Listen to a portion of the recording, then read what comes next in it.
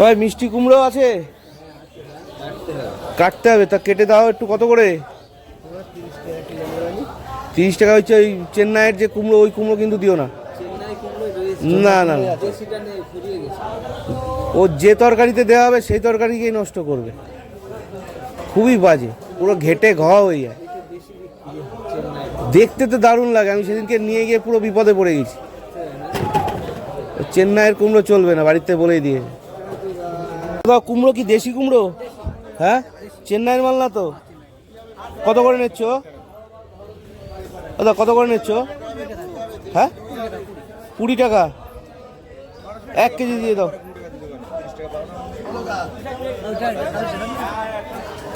1 KG মতন দাও। এই মালেরই মাল কি? একই একই তো মনে হচ্ছে না। এটাতে কেটে দাও।